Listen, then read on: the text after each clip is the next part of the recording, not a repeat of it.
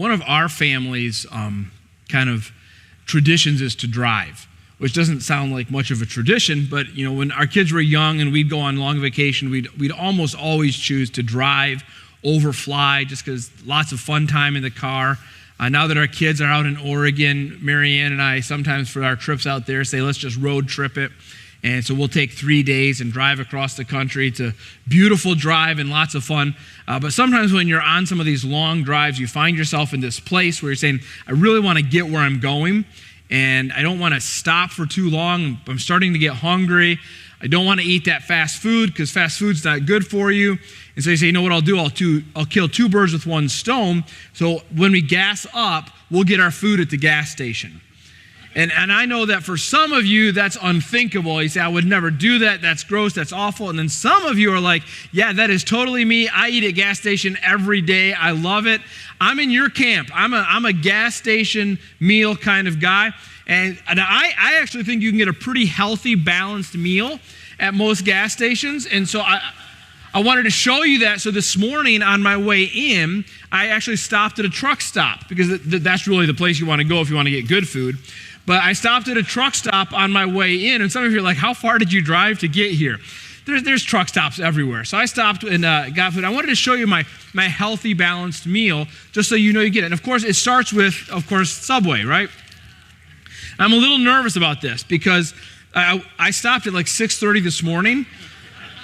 Subway wasn't open, but this was on the counter, and it was discounted. So I'm sure it'll be great, but there's your protein. Of course, you want to have vegetables as part of a good balanced meal. So for my vegetables, this is my choice: Pop-Tarts, s'mores. Wait. Chocolate is in here. Chocolate comes from a bean. Beans are vegetables. So there's your veggie. Dairy, you want to have some dairy. That's part of a good balanced meal. So I do the combos with cheddar cheese, because cheese is a dairy product. And by the way, these, if you're like driving a long distance and sometimes you just get bored and you want to eat to stay awake, these are great for that. I love that. And of course, you have to have dessert, right? You have to have dessert. And no one will be surprised that my dessert is a really super healthy Swiss cake roll, because they're the best. And I know what some of you are thinking right now is, David, that meal is not healthy. I'm not sure you can get a healthy meal at a gas station. And you are correct. This meal is not healthy. I don't think you can get a healthy meal at a gas station. But usually if you're eating at a gas station, you're not eating there to be healthy. You're eating there because you're hungry, right? And you're empty and you need to fill up. Now, my daughter always tells me, Dad, don't fill your car and your stomach in the same place. That's not good for you. That's actually really good advice. But most of the time when we eat, we're eating because we want to fill our bellies. Not all the time, though, right? Sometimes we eat for other reasons. Sometimes we eat socially. We're going out with friends, and maybe we don't have to, but we're going to eat because we're together with friends. Sometimes we eat for maybe less healthy reasons. Maybe we're eating because we're bored. Maybe we're eating because we're depressed. Maybe we're eating out of sorrow. The Super Bowl this year was a rough one for me. Maybe the hardest Super Bowl I've ever watched, because my Lions were so close. And so I had a big, large Papa John's pizza all to myself. I said, Marianne, I know it's not good for me, but you know what? If I'm going to watch this game, I'm going to be depressed the whole time. I'm going to have to eat. I want a pizza. So sometimes we don't eat for good reasons. I would suggest, though, almost always when we're eating to fill some kind of emptiness. It might be physical, right? We might be hungry, but it might be an emotional emptiness or a relational emptiness. I'm eating because I feel alone.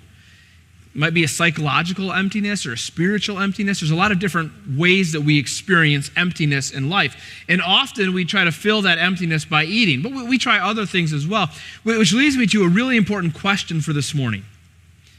What do you do when you feel empty? What do you do? Where do you turn when you feel empty? Because all of us feel emptiness from time to time. And I think we all turn to different places. Some of us do turn to eating, right? We turn to food because we try to fill that emptiness with food. So sometimes we try to fill that emptiness with work, Or maybe we try to fill that emptiness with entertainment or a hobby or scrolling or whatever else it may be. There's a lot of different places we turn when we feel empty. But what we all experience is this really harsh reality that most of the places we turn don't fill our emptiness. The problem with eating at a gas station, I'm going to eat all this. I wouldn't eat all this food at once. That'd be too much. But if I were to eat all of this food, it would fill me up. And for a while, I would feel full. But eventually, I would be hungry again. And the truth is, and this is a truth that Jesus wanted his disciples to understand, the truth is that nothing the world offers can really, truly fill you up. Another way to ask this question, this what do you do when you feel empty question, would be to turn that around and say, how do you seek fulfillment? Because anything the world offers can't actually, truly, long-term, permanently bring fulfillment. But Jesus knew what did bring fulfillment. And in John chapter 4, he wants to teach that lesson to his disciples. Now, when we think of John 4, most of us think of the woman at the well, right? If you've read the Bible and read the book of John, you know that John chapter 4 is where Jesus meets the woman at the well. It's a really popular story. It's a great story. Jesus meets this woman and they have this long conversation. And they talk about a lot of different things. And then at the end of the conversation, she believes in Jesus and she goes running off to tell all of her friends about Jesus. But what surrounds that story is this really kind of interesting interaction that Jesus has with his disciples. And when we read John 4, we often don't pay attention to this part of the story. So this morning, that's what we're going to do. It starts as Jesus and his disciples are traveling. And they're traveling through Samaria. And if we wanted to kind of translate this into modern day, we might say they stopped at a truck stop. That's kind of what they did. They stopped at, so they're driving along in their car. Jesus drove a Honda. The Acts says the disciples were all in one accord.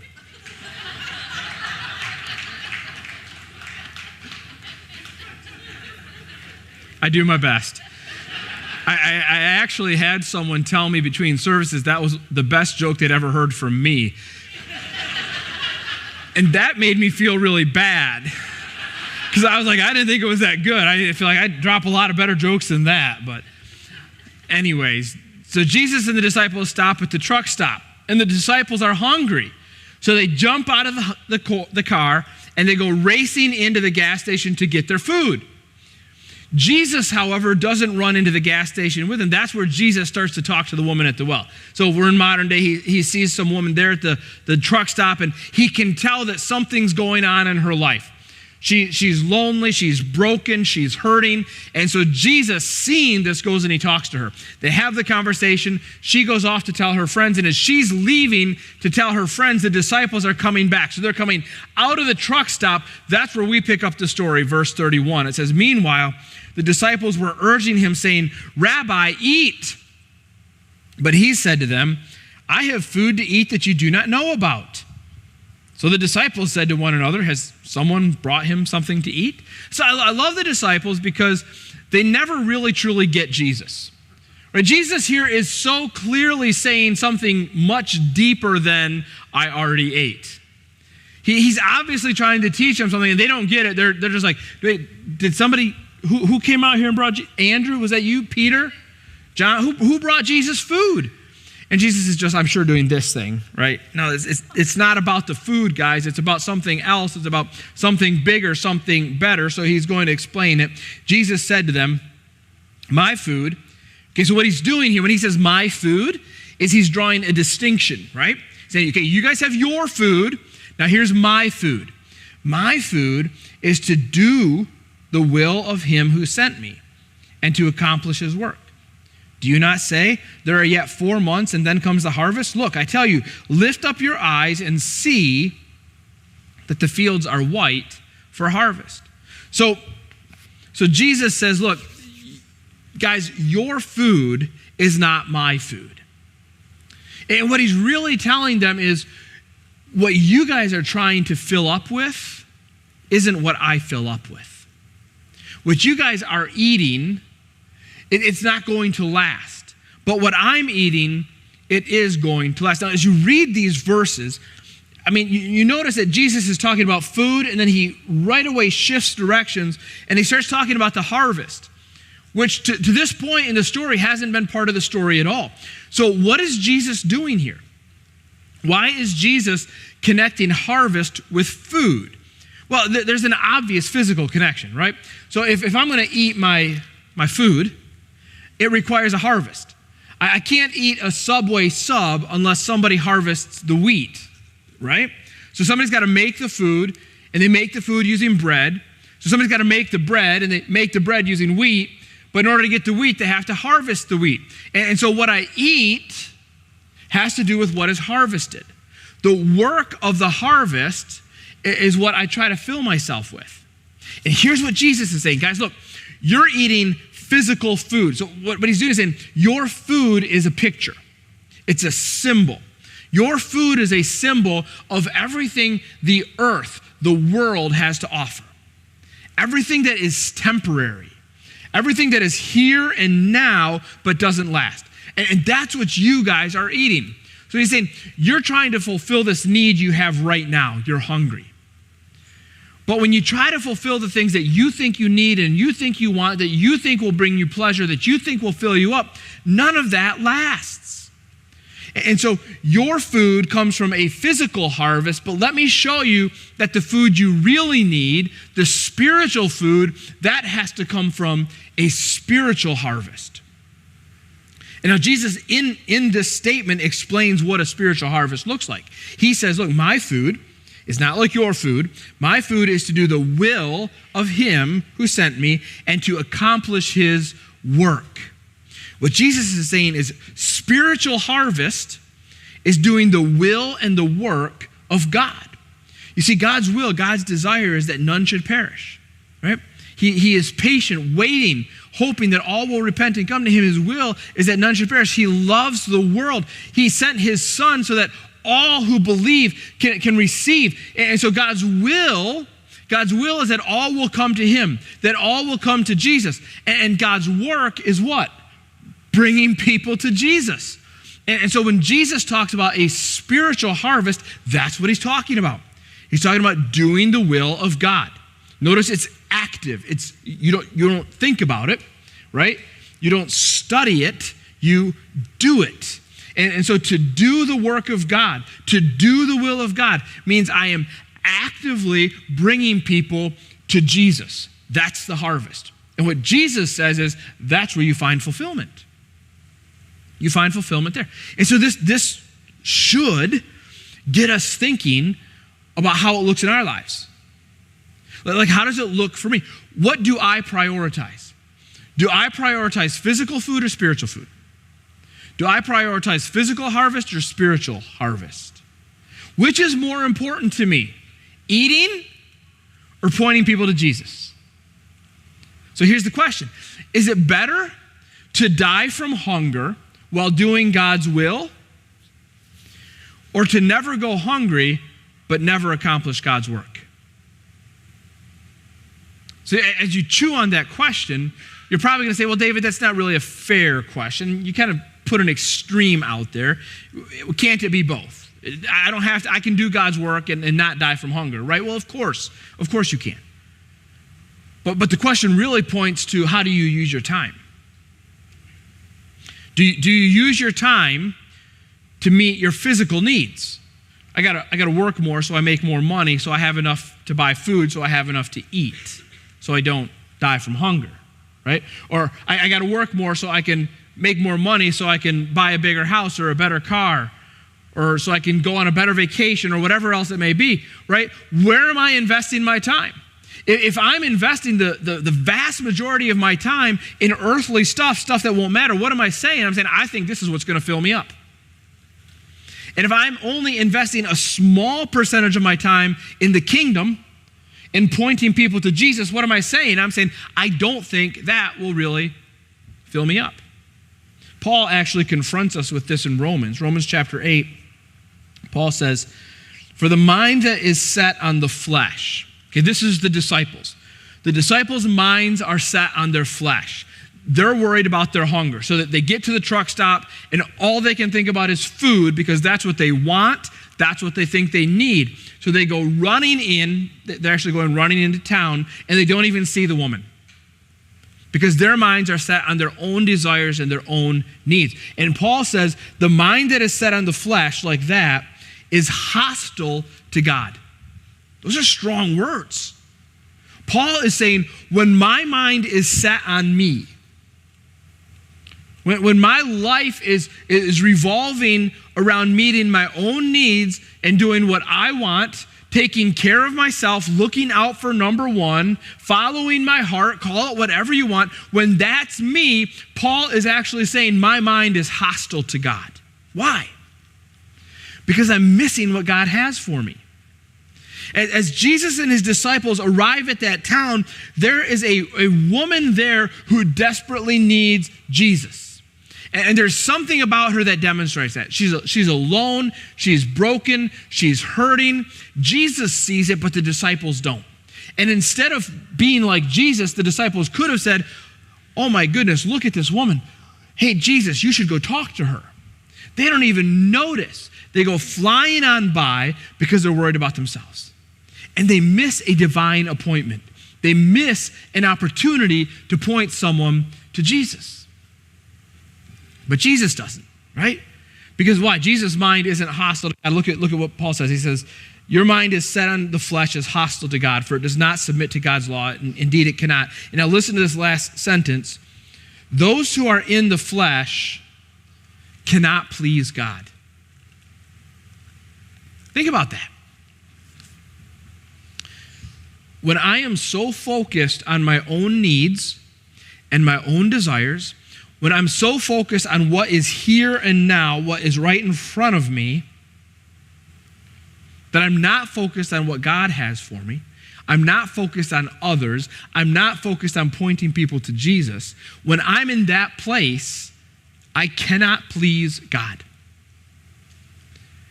Maybe a way to say this was, you can't fill your belly and fill your soul.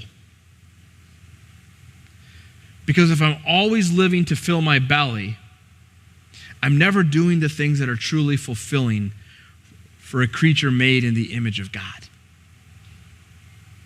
And so if I truly want to find fulfillment in life, I find that in Jesus' way, not the disciples' way. The disciples' way is what comes naturally to all of us, right? We're born this way. We come out of the womb crying for someone to give us something, right? I need something. And every time a baby gets hungry, they cry. Every time a baby gets thirsty, they cry because they're focused on their own needs, their own desires. This is natural. It's who we are. It's how we are. But Jesus says you can be different. And so we watch Jesus, and what we see in Jesus is this person who notices the people around him. And he notices this woman who has been ignored by everyone else. And Jesus says, I'm going to engage with the one who's been ignored. Think about this. How many times in life are we so busy doing what we think needs to get done, chasing what we think needs to get caught, that we completely miss what's going on in the lives of people around us? And when we do that, we're filling our bellies, but not our souls. But if you watch what Jesus does here, it's even more convicting. Because Jesus sits down with this woman, and he has a conversation where he graciously tells her the truth. That's not an easy thing to do. He points out to her that the things she's chasing in life are not going to fill her up. She's chasing relationships. She's trying to find fulfillment in sexuality. She's chasing a false religion. He confronts her on that. If she was living today in her conversation with Jesus, she would have been a person that says, well, I'm not religious, but I'm spiritual. And Jesus says, that's not enough. And he confronts her graciously and lovingly and kindly. He says, look, what you're chasing is not enough. Why don't we do that? Why is it hard for us to have those kinds of conversations with people? Well, it's awkward, right? I mean, it is awkward to say to somebody, you're not enough. That's the exact opposite of what the world tells them, right? The world says all the time, you're enough. You're enough. No, you're not. Not without Jesus. But that's hard to do. That's awkward. There's a risk involved, right? If I sit down and I say to somebody, hey, you know what? Jesus wants to save you from your sins. They might say, are you saying I'm a sinner? Yeah. There's a risk involved. It could be costly. I could lose something. And so for all of these reasons, we're often very slow to graciously engage people and tell them the truth. And what that reflects is that I'm much more concerned about the here and now than about eternity. Because does it really matter if I have a little bit of awkwardness here and now if it gets another person into eternity? Does it really matter if there's a little bit of discomfort here and now if it gets someone into eternity? Does it really matter if this costs me something in the here and now if it gets someone else into eternity? This is the example Jesus is setting for us. Saying, stop thinking about what's right in front of you and start thinking about eternity. Look at how he does this. That's what he says in John 4. He says, look, I tell you, he's talking to the disciples again. Lift up your eyes and see that the fields are white for harvest. Now this phrase, lift up your eyes. This is a phrase that appears throughout the Bible. In fact, the first time we see it is in Genesis. In Genesis, Abraham and Lot are deciding how to divide up all of the land that they have. And Abraham generously and graciously says to Lot, you pick first, you choose whatever you want, I'll take what's left. And so Lot, being a selfish person, takes the best and the most. It kind of leaves Abraham with not very much. And so here's Abraham having just made this decision, probably feeling a little bit hurt, a little bit disappointed, a little bit confused. And God comes to him and says, Abraham, lift up your eyes. And what he's saying is, Abraham, I want you to change your perspective.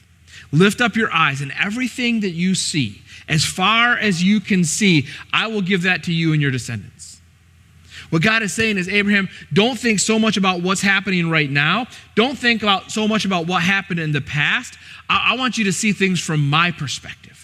I want you to see things from an eternal perspective. And if you trace this phrase through the Bible, every time God says to people, lift up your eyes, he's saying, change your perspective. Change your perspective. Stop being so focused on what's right in front of you and start seeing things my way. That's what Jesus is saying to the disciples here. He's saying, guys, change your perspective. Stop trying to fill your bellies. Look for something that will fulfill you forever. Stop worrying so much about what you want and what you need and start worrying about why God has you here in the first place. He says, look, lift up your eyes. See that the fields are white for harvest. I think that in this moment, the woman that Jesus was talking to is now returning from the village. And I got this picture in my mind of Jesus saying to his disciples, look, the fields, they're white for the harvest. And then he said, not just the fields, the people right there.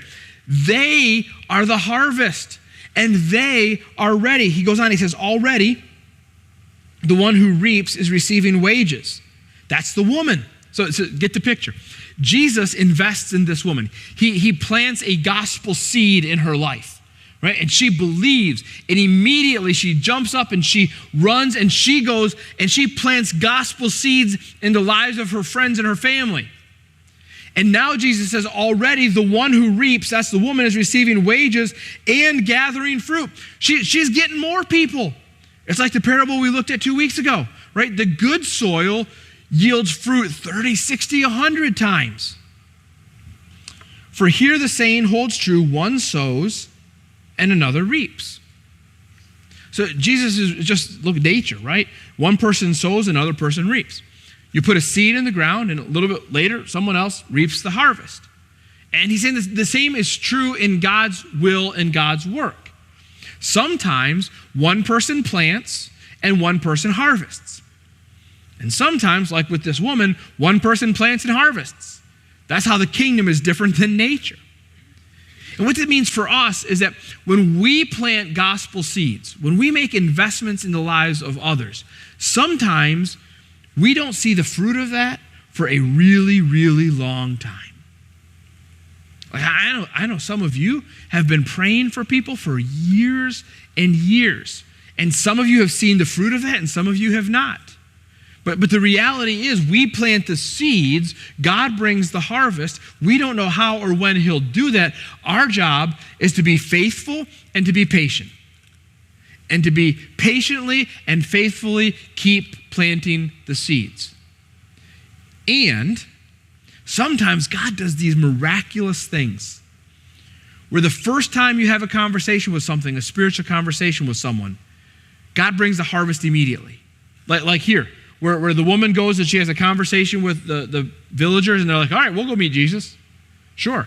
Jesus sits down with this woman, has a short conversation with her. She's like, I believe. Sometimes that happens. And what that means is sometimes we just have to be courageous and plant the seeds because we don't know what God's going to do with them. So look at what Jesus is talking about here more specifically. Verse 39, it says, many Samaritans from that town believed in him because of the woman's testimony. So here you have, this is one of the very first towns that openly accepts Jesus. And it's because this woman went and talked to them.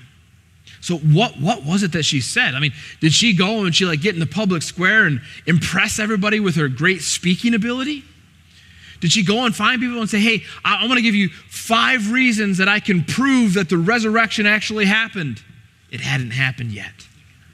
Did she say, let me tell you about 4 spiritual laws that will convince you without a doubt that God loves you and has a plan for your life? No, she didn't do any of that. Now, she had never been to seminary. She had never been to Bible school. She had never read a Bible. They didn't have it yet. What did she do? Well, this is what she said. She said, he told me all that I ever did. That's it. Nothing else. He told me all that I ever did. And they were like, okay, let's go meet him. Now, if you go back to verse 29, you see there that she said also, come and see a man who told me all that I ever did. So what's she doing? She's inviting them to come and meet the person who had changed her life. That's what she's doing. She said, look, Jesus changed me. You guys really should come and meet him. Now, back in John chapter 1, Jesus used this expression. When he first met a couple of his future disciples, one is Andrew, I think the other one is probably John, they said, hey, so Jesus, where are you staying? And what they're really saying is, who are you? What are you all about? How do we get to know you better? And Jesus' response to them was simply, come and see. Because these were words that Jesus often used to invite people into relationship with him. And now here in John 4, the woman is using the exact same invitation. Just come and see. Just come and see this guy who changed my life. And this feels a little bit like a seed that I can plant too. It doesn't seem to be all that difficult to say to someone, come and see. I mean, honestly, if I just say, hey, come to church with me. One of the reasons here at the gathering why we guarantee we're always going to teach from the Bible is because we want anybody who comes here anytime to be able to see Jesus. So if you say to your friend, hey, I want you to come and see Jesus, just join me at church this Sunday. They're going to see Jesus. We're going to talk about Jesus. This is a seed that I can plant. Hey, this guy changed my life. Come and see. It reminds me a little bit of the story of the blind man in John 9, where Jesus healed a blind man. And after he did, the Pharisees, who are always out to get Jesus, are trying to figure out, how can we accuse him of something here? And so they go to the blind man and they're like, tell us about this guy, Jesus. And what they're wanting is for the blind man to say, I don't know, he's some kind of sorcerer or use some kind of magic. And they're like, we got him. But instead, the blind man says, I really don't know anything about him. I was blind and now I see. That's it. I mean, but how powerful a testimony is that? To say, hey, you know what? 10 minutes ago, I couldn't see. I was been blind my whole life. And now I see clearly. I mean, he changed my life. He changed everything about me. And this also feels like a seed that I can plant, right? Like I can say, Jesus changed me. Now, I wasn't blind and now I see, but maybe I say I was an angry person. I was a depressed person. I was always out of sort before Jesus, but now Jesus has given me peace and contentment. He's made me someone that I can be happy in life. He's filled my life with joy. He's changed me, right? For me to simply say, I was, or maybe without Jesus, I would be this, but now I am this. This feels like a seed I can plant. Now, I will say this. If you can't say that, maybe you need to start there. Right? If you can't tell someone how Jesus has changed your life, then maybe the question for you is, has Jesus changed my life? And maybe this morning, changing your perspective is less, I'm going to change my perspective to start looking for seeds to plant. I'm going to change my perspective to start following Jesus. Because I guarantee you this, if you truly follow Jesus, he will change your life. And if you don't know how Jesus has changed your life yet, then your step number one is to give your life to him. But hopefully, if you've been following Jesus for any period of time, you can say, yeah, I know how Jesus has changed my life. Man, because of Jesus, I am a much more patient person. Because of Jesus, I am a much more peaceful person. Because of Jesus, I am much less angry and argumentative. And I know that he has done that in my life because I know what I was before him. And so for me, a seed that I can simply plant is to say, without Jesus, I would be angry and argumentative and stressed and anxious. But now I am at peace. And now I live at peace with others because he changed my life. Come and see. You see, planting seeds in the kingdom doesn't require a big education. Doesn't require you to know the Bible from cover to cover. You don't have to understand the 5 points of Calvinism. You don't need any of that. You don't need to be a great speaker. You don't need to be a great apologist. You simply need to be able to say, I was this and now I'm this. Come and see. So throughout this series that we're doing right now on the harvest, we've come back every week to this list of 5 names. And if you weren't here 2 weeks ago and didn't make a list, you can make your list today. The list is 5 people in your life who need to be more connected to Jesus. And these might be people who are connected to Jesus, but maybe they've drifted away, or maybe they're new in their faith and just need to grow up in their faith a little bit. Or these might be people who don't know Jesus at all, and they need to be connected to him for the first time. Whatever they are, you've got these 5 names that you've been praying for. And you've been thinking in your life, how can I be salt and light in the lives of these people? And this morning, I want you to think, what are the seeds that I can plant in these people's lives? 2 weeks ago, we talked about the parable of the soils. And we talked about how there's 4 different kinds of soils that represent 4 different ways that people receive the gospel. And if you think of the names on your list as the soil, and think of the woman's expression or the blind man's expression, come and see, I was, now I am. Those are the seeds you can plant. So the big question becomes, when do I plant, right? I've got the soil, I've got the seeds. When do I plant the seeds into the soil? And so this morning, I want to give you 3 phrases to look for. In your interactions with anybody, but especially with the people on your list, I want you to think about these 3 expressions that you can be looking for that indicate the time is now. All right? Here's the first one. I was not ready for that. When you hear someone say something like, I was not ready for that, what they're saying is something just happened in my life that was unexpected. Life took a twist or a turn that I wasn't ready for. Right? Maybe it's a diagnosis or a loss, or somebody in the family has done something that's disappointing, whatever it might be. Something unexpected has happened in my life, and now what? Now I'm not at peace.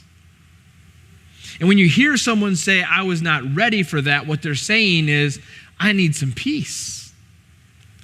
And what a great time to step in and say, I'm so sorry about that. You know, in my life, when I've not been at peace, I find that going to God in prayer really helps. Would you like to pray with me? Or can I pray for you? You see, I'm not judging. I'm not condemning. I'm not bringing a bunch of intellectual arguments to the front. I'm just simply saying, yeah, I get it. I've been there, and here's how Jesus has helped me. Can I offer something to you? And you're planting a seed. Another expression you might look for is, I do not know what to do. This is about a person who's looking into an uncertain future. And with uncertainty comes stress and anxiety, right? Nervousness. This idea that I don't know what's coming next. I'm not sure what I should do. This is a person they're looking for their next step.